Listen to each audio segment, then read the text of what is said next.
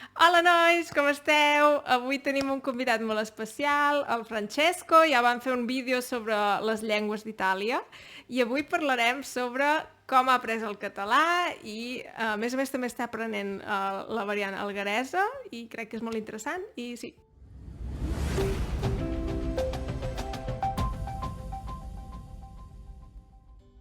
Benvingut, Francesco, com estàs? Hola, tot bé, moltes gràcies per convidar-me. Sí, és que em vaig quedar impressionada a veure que realment parles molt bé, o sigui, jo no noto cap accent ni res i em sembla molt interessant perquè jo de vegades quan aprenc llengües, o sigui, per exemple, jo l'alemany el parlo bastant bé, però sí que de vegades m'equivoco o la pronunciació És normal, això. no és del tot exacta. I és normal, ho accepto, no passa res. Però sempre em fa molta il·lusió conèixer gent que ha arribat a un nivell tan alt d'una llengua que no era la pròpia, no? La materna, sí. I res, potser ens pots explicar una mica la teva història amb el català, com és que vas començar a aprendre català i... Bueno, Això. bàsicament, o sigui, principalment he de dir que o sigui, l'aprenentatge del català no va ser una cosa intencional. Vull dir, és que tampoc tenia la cosa de dir, mira, doncs em poso a estudiar català, vull dir, a aprendre català, perquè, vull dir, tampoc el necessitava, de fet. Sí. Jo vaig començar doncs, a tenir una mica de consciència del tema del català quan estava d'Erasmus a Bèlgica amb unes amigues, Sí. tal, doncs part del grup de persones que coneixia eren doncs, catalanoparlants i doncs, bàsicament jo estava acostumat a parlar en castellà amb aquestes persones i amb el grup en general. Vull dir, jo havia estudiat havia estudiat castellà a l'escola, el típic de fa 3 anys i tal, però bueno, tampoc tenia un nivell, com si diguéssim, tan Alt. Bueno, tan alt i... Bueno, però clar, parlant italià i si ja tenies una base... Sí. I no, sí. I vull dir, al final doncs, vaig tenir l'oportunitat de poder practicar una mica el castellà, recuperar-lo allà doncs, a Gant, on era d'Erasmus, i doncs havia conegut molta gent de tot arreu, d'Espanya i tal, d'Astúries, de molts llocs, de Madrid, de Ponferrada, i etc. Tota gent de tot arreu. Però entre la gent que coneixia, amb qui parlava castellà, hi havia aquestes noies d'aquesta zona, de la zona de voltant de Barcelona, de Molins de Rei, de Sabadell i tot això. I clar, entre elles estaven acostumades a parlar en català i jo al principi era com, això em quadra, no sé, acabo d'entendre el que ha dit, però clar, òbviament no és castellà. I curiosament, és una cosa que em va xocar bastant. La meva àvia és del nord de le Marche, de la zona de prop de San Marino. I, de fet, o sigui, a nivell d'elements, a nivell gramatical i tal, tot el grup gal·loromans doncs, del nord d'Itàlia té moltes característiques en comú amb el català i amb l'occità. I llavors, jo no sé per què associava moltes coses que deien a la variant que parlàvem àvia. Vull dir, això, o sigui, està a l'altra punta, però dic, m'acaba de quadrar que acaba de dir moltes coses, moltes característiques en comú de totes les variants del nord d'Itàlia, que això d'acabar amb una paraula, per exemple, masculí amb una consonant, per exemple, cosa que és molt comú, per exemple, a tota aquesta zona, o, bueno, i el femení anar, llavors totes aquestes característiques com molt curioses, no? Jo ho he sentit a dir de vegades, gent que em diu, jo parlo un dialecte, o sigui, una llengua italiana, i el català s'hi assembla molt. O sigui, ja ho he sentit de vegades, i és curiós perquè de vegades això, geogràficament, queda lluny, però... No, exacte, però és un continuum lingüístic doncs, que té unes característiques específicament en comú i, clar, al final moltes coses formen part de la mateixa manera, no?, de construir-se i tal, i tot això. I doncs, clar, jo associava tot això molt amb la variant que parlava ma àvia, i que parla encara amb ma mare, que estic intentant recuperar. De fet, o sigui, amb ella és una variant que no té cap mena de registrament, o sigui, no té una gramàtica, no té res d'això, llavors forma part dels meus projectes externs. Sí, que deixarem un enllaç a sota. Sí. I doncs, bueno, res, això, que al final una d'aquestes coses és, bàsicament, doncs, com vaig començar a entendre tot. Entenia, i me'n recordo que, bàsicament, clar, com que ja estava acostumat a parlar en castellà amb aquesta gent i tampoc tenia eines per poder parlar, doncs, bueno, jo entenia tot, però contestava. I llavors, clar, hi havia aquesta mena de situació en què, potser, doncs, entre elles parlaven totes en català, però jo contestava en castellà i doncs, elles seguien en català, o potser quan es dirigien a mi, doncs, em parlaven en castellà i tal. Però, bueno, vull dir, jo tampoc necessitava res. Clar, en aquell moment era una cosa curiosa i simplement estava bé perquè ho entenies i ja està, no? Sí, exacte, una anècdota més doncs, del tema lingüístic. L'Erasmus va ser molt, molt curiós perquè vaig començar a poder parlar, bueno, practicar moltes llengües, continuar doncs, amb l'anglès, amb el castellà. Això vaig poder recuperar una mica perquè portava 2 anys sense practicar res d'això, i el català doncs, començar a captar, no? Una mica això, i d'entendre. I sense voler, bàsicament vaig estar fent doncs, una mica el mètode natural sense conèixer. Exacte. I llavors, clar, vull dir, jo anava escoltant, entenia tot, no parlava, però, bueno, absorbia tot.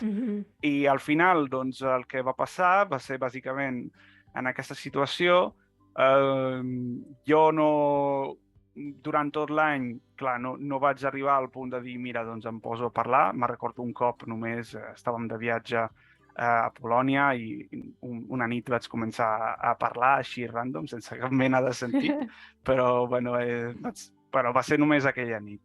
I jo vaig tornar a Itàlia per acabar els estudis i al cap d'un temps doncs, vaig decidir mudar-me aquí, a Barcelona, a poder viure una mica, buscar-me la vida, una mica com si diguéssim, no? Perquè, bueno, volia veure una mica de fer una aventura fora d'Itàlia, tenia moltes ganes de viure fora del país, a fer una mica una aventura. I al final, doncs, vaig arribar cap aquí fa uns 6 anys, més o menys, 5 anys i mig. I llavors allà va ser el punt de canvi, no? Total, perquè vaig dir... tenia unes persones que m'acollien al principi i aquestes persones eren catalanoparlants. I al principi m'estaven parlant en castellà i tal, i dic, no, mira, parla'm en català, que ja m'anirà bé, perquè vull dir, faré servir aquesta llengua per la feina. Vull dir, és un valor afegit al final, no? Sí, i és una actitud que crec que és molt dolenta per part de catalanoparlants, que sempre, si algú és estranger... No et preocupis que ja et parlo en castellà, però així és com es perd la llengua. No, però a més, vull dir, en aquesta situació sabien que jo parlava castellà i que l'utilitzava molt i estava ja acostumat a parlar amb aquesta persona en castellà.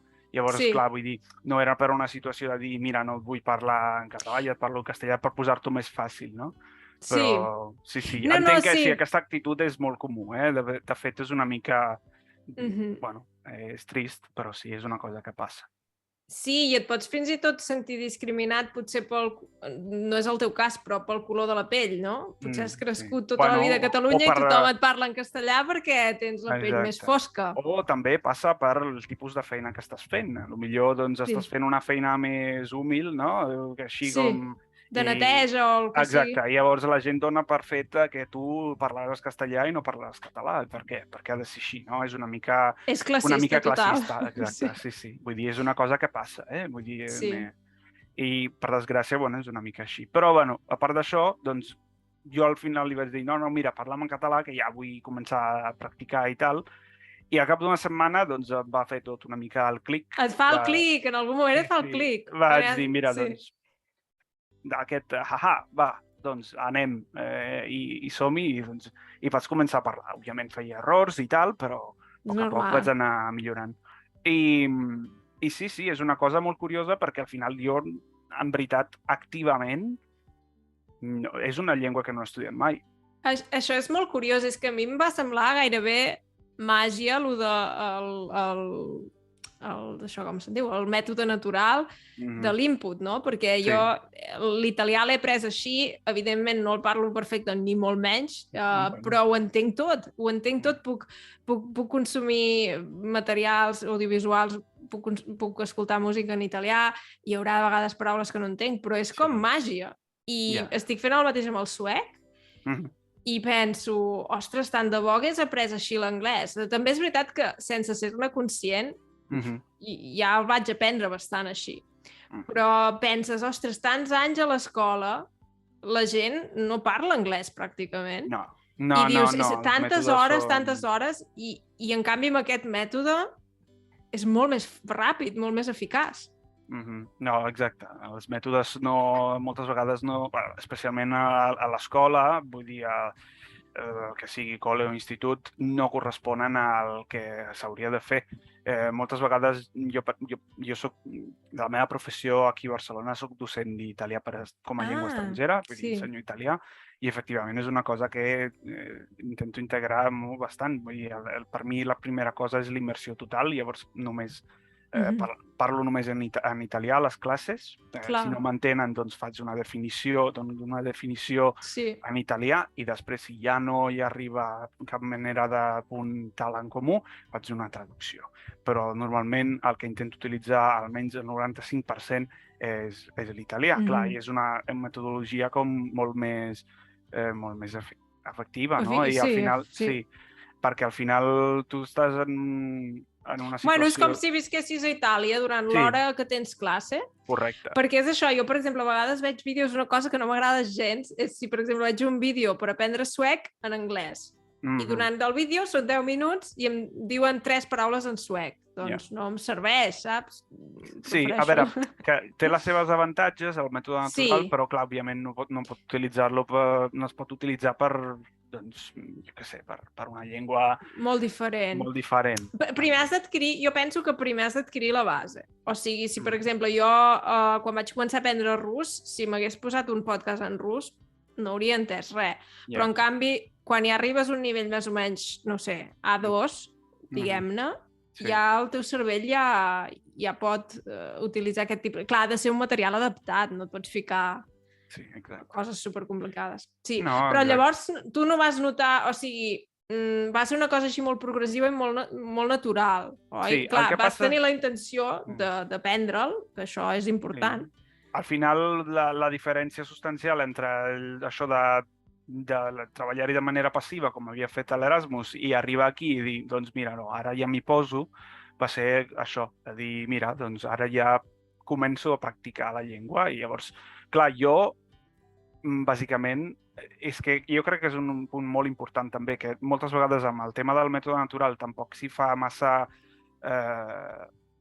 accent, és el tema de que la progressió efectivament natural hauria de ser comprensió oral, producció oral, comprensió escrita, producció escrita, que és una cosa que moltes vegades, si penses a un nen, quan està començant a aprendre la llengua, no li dones un boli per escriure.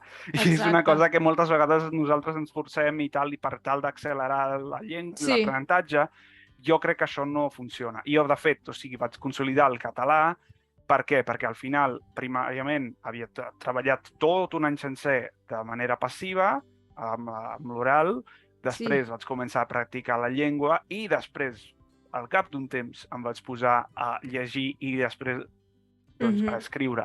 Jo no, al final, tot el tema de no sé què, els diacrítics i els accents i els pronoms febles i tot això, vull dir, no m'he posat mai a fer, mare meva, que he d'aprendre tot això, un exercici. No ho he fet mai i al final llegint i practicant són coses que es consoliden. Exacte, i és una cosa molt interessant això que dius, perquè per mi, quan vaig començar a aprendre suec, vaig comprar-me un llibre i al mateix temps tenia podcast i tot això, i la veritat és que la versió escrita més aviat em confonia, perquè en el cas del suec la pronunciació i la versió escrita és molt diferent. Bueno, en català també és curiós perquè, bueno, de vegades són de les neutres i no sé què i tal, i, bueno, tot això que escrius... La B baixa, la B alta... Sí, bueno, la O, que la pronuncia segons quina variant, la pronuncia diferent, clar, vull dir, és tot un tema, no? I jo, clar, vull dir, al principi, si m'haguessin posat un text escrit en català i tal, potser no em deien, bueno, mira, això és català escrit, potser pensava que era una altra llengua, saps? O sigui, per què? Perquè no havia tingut cap mena d'accés. Vull dir, és això. Sí, però jo penso que tens raó. Primer comprensió oral, després producció oral, comprensió lectora i llavors escriure. Exacte. Sí, perquè al final, vull dir, si penses, un nen fins al cap d'uns anys no acaba llegint res. Exacte. I escriure ni tan sols, vull dir, comença a escriure el seu nom, vull dir que també és tot un tema d'alfabetització que és diferent, vale? I podem accelerar-ho, però clar, vull dir, idealment hauries de tornar a crear un ambient així. Jo, per exemple, amb el portuguès també, a l'Erasmus mateix, vaig fer el mateix mètode, però de manera molt més intencional. Li vaig dir a un amic, mira, a partir d'avui me'n parles només en portuguès. I jo et contestaré en anglès, però tal, vull dir, al final no utilitzaré aquesta llengua, clar, perquè no tinc eines de moment. Vull dir, jo t'aniré contestant en anglès, si no entenc una cosa, dic, mira, no he entès, me la tornes a dir, o em dones una definició d'això, què vol dir això, no? Tal. I vaig fer un mes així. Al cap d'un mes, el punt que va ser molt guai, que va ser molt efectiu, li vaig dir, mira, ara quan et contesti en anglès m'has de dir que no m'entens. I llavors ja m'havia de forçar a parlar en portuguès. I era portuguès de Portugal, i llavors, clar, vull dir, amb aquesta persona doncs, podia practicar una mica. Al cap de 2 mesos, bàsicament, ja parlava. Què vaig fer? Que, bàsicament, per desgràcia, no vaig consolidar la llengua amb la lectura i amb l'escrit. Llavors, el meu portuguès té un nivell més baix respecte al nivell de català, perquè al final vaig poder fer totes aquestes coses. Sí, també has de veure què t'interessa per la teva vida. Jo, per exemple, el portuguès és una llengua que m'encantaria aprendre, però potser ja em dono per satisfeta si només el puc entendre, saps? Perquè arriba un punt també que has de decidir. I tu ara, per exemple, estàs centrat en les llengües d'Itàlia i potser dius, ostres, no és la meva prioritat. Sí. Bueno, al final, vull dir, ja et dic, moltes vegades amb una llengua... Jo sóc molt més del tipus de persona que al final... Jo prefereixo arribar a un nivell molt alt d'una llengua que vas tenir, doncs, jo què sé, 5 o 6 llengües de nivell A1. Saps? O sigui, és una cosa que jo prefereixo perquè al final sé que aquestes llengües són més fortes i que no se m'oblidaran. Perquè les llengües que vaig arribar... Exacte. Les llengües que vaig arribar a un nivell més baix, doncs, jo què sé, per exemple, l'alemany i l'holandès, les tinc molt... Rovellades. Sí, exacte. Vull dir que de comprensió sí, vale, les entenc, però vull dir, si les he de parlar faig un cacau que no vegis. Sí, si no arribes a consolidar algunes llengües, se te'n van, o sigui, se t'obliden. A mi em va passar amb l'holandès també, que vaig fer un curs d'1 any i sí, ja es va quedar allà, perquè clar, si no ho consolides, no. Sí, no, ja has d'arribar... Jo, personalment, amb la meva experiència, jo diria que has d'arribar com a mínim a un nivell B1, B2, per tal de arribar a consolidar una llengua com a mínim per poder dir, doncs la tens una mica més forta i tal, i jo és el que intento fer. Normalment, clar, la meva especialitat principalment són les llengües romàniques, llavors al final les llengües d'Itàlia intento doncs, arribar més o menys a aquest nivell quan arribo doncs, a dir, mira, doncs, a partir d'aquí doncs, puc començar a estudiar una altra llengua. Normalment treballo així, de manera activa, amb una llengua fins que arribi al nivell B1, B2, i llavors en les llengües que tinguin a nivell més alt és fer manteniment, feina de manteniment i tot això. I com ho fas, la feina de manteniment? Què fas, de 10 minuts a la setmana?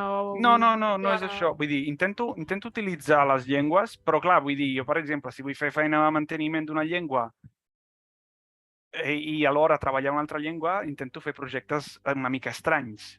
Perquè, clar, vull dir, moltes vegades al ser llengües minoritàries, per exemple, les que parlo, doncs és una mica més complicat. Llavors m'he de crear jo eines i coses així. De fet, ara mateix, aquest període i tal, estic treballant a un vocabulari bàsic de català napolità, bàsicament. O sigui, de napolità per catalanoparlants. Sí, m'ho havies explicat. I llavors, clar, vull dir, jo alhora puc treballar, puc mantenir i millorar el català escrit, però alhora doncs, treballar una mica amb el tema del vocabulari de napolità i millorar el meu vocabulari. Acabar aconseguint... Ho combines, sí. Sí, és una mena de... li diuen laddering, això, no? De dir, doncs, d'utilitzar una llengua que has estudiat, per treballar en una altra llengua. Sí, jo havia pensat, una vegada vaig pensar que podria fer un curs en línia de suec en portuguès, i així ja aprenc les dues. Sí, però llavors no ho vaig fer. No, l'ideal seria, jo almenys, perquè si fessis això, jo que sé, per exemple, un curs de suec a partir de l'alemany, doncs això podria ser una mica Això m'està anant molt bé. Tots els llibres que tinc és alemany-suec, perquè com que s'assembla tant. Clar, sí. I doncs això, vull dir, al final, per mi, moltes vegades, tota l'accessibilitat, per exemple, de les llengües d'Itàlia és a partir de l'italià. I llavors, clar, jo vull dir, utilitzar l'italià sempre per tal d'aproximar-me a una llengua minoritària o regional, doncs és una mica això, no? Llavors intento crear noves eines per tal de poder treballar amb altres llengües i crear combinacions diferents, no? I clar, vull dir, al final, per què el projecte del vocabulari bàsic de napolità per catalanòfons? Perquè al final són les dues llengües més parlades al territori italià, al territori espanyol. Llavors és com una mica de dir, no? Una germanor d'elements, perquè a més el vocabulari napolità està molt influenciat pel català, per exemple. No, i a més es creen ponts que no saps on et poden portar, saps? O sigui, potser llavors, no ho sé, s'interessa alguna institució per aquest projecte, és que no ho saps. Sí, no se de vegades comences una cosa i la bola es va fent gran. No saps cap on va. Exacte. Té vida pròpia. Sí. Doncs res, ara està començant a ploure, no sé si se sent. És que està fent molt mal temps aquí a Alemanya. No, jo sento poquet, però bueno, sí, està bé. Sí. Doncs res, Francesco, no sé si ens vols explicar alguna cosa més de com has après català. Crec que està bé, ho hem entès. A part d'això, vull dir, ara un repte és el tema de... Doncs estic intentant adaptar la variant del català central a català alguerès. Clar, estàs intentant aprendre el català alguerès. Sí, llavors és una mica, clar, és com... No vull dir que estudiar una altra llengua perquè no ho és, però clar, vull dir, té moltes característiques diferents. Hi ha molts elements a nivell morfològic que canvien molt. Per exemple, l'ús del passat s'utilitza només el passat, doncs, clar, no diuen mai vaig fer, vaig anar, utilitzen només el passat, doncs, composat així. Per fet, he anat. He anat. Bueno, de fet, no, fan com en italià. Diuen soc anat. Soc anat o soc anada? Soc anada, si fos exacte. Una exacte, dona? Depèn del de qui parli. Sí. Llavors, clar, allà, són coses que al català es feien abans i encara queden en algunes expressions, som arribats, per exemple, no? Clar, vull dir, això s'utilitza encara al parlat, poques vegades, però és més en expressions. Però, clar, vull dir, allà a l'Alguer és literal com en italià, els verbs reflexius, doncs, me so despertat. Sí. És que no sé si alguna vegada he llegit que, clar, diguem-ne, les varietats d'algunes illes, que més aïllades, i com que evolucionen, o sigui, no que evolucionin menys, però tenen una evolució evidentment diferent, i si t'hi fixes en català, les varietats més diferents són l'algueresa, que també, clar, ha tingut influència d'altres llengües d'Itàlia, i llavors el que seria ses illes és més difícil. O sigui, jo si sento algú que parla valencià, potser em costa menys, o sigui, no tindré tants dubtes com si sento algú que parla alguerès. Que sí, és la mateixa llengua, però, clar, hi ha també una certa varietat. Sí, curiosament és una cosa bastant interessant el fet de que, clar, el català va influenciar el sard pel tema per exemple, dels articles. En sard se diu sucaso, sadomo, susardo, sos... bueno, i tot això, no? Però, clar, a l'alguer és totalment... Bueno, s'utilitza l'u, la, i llavors, és clar, és diferent, no? És curiós perquè o sigui, el català va influenciar tota l'illa de Sardenya, el sard, però el català de l'Alguer això no s'ha conservat. Però és com si tinguessin... El sard és com si tinguessin l'article salat, llavors. Sí, exacte, sí. Però, clar, i a l'Alguer, però no es fa. I és molt curiós perquè, bueno, és una mica diferent. Sí, pels que no sabeu què és l'article salat, és, per exemple, a Mallorca o a Menorca diuen sa casa en comptes de la casa, no? Llavors se'n diu l'article salat. Sí, bueno, no sé si és una cosa oficial, no? Sí, em sembla que sí. Sí, diria que sí.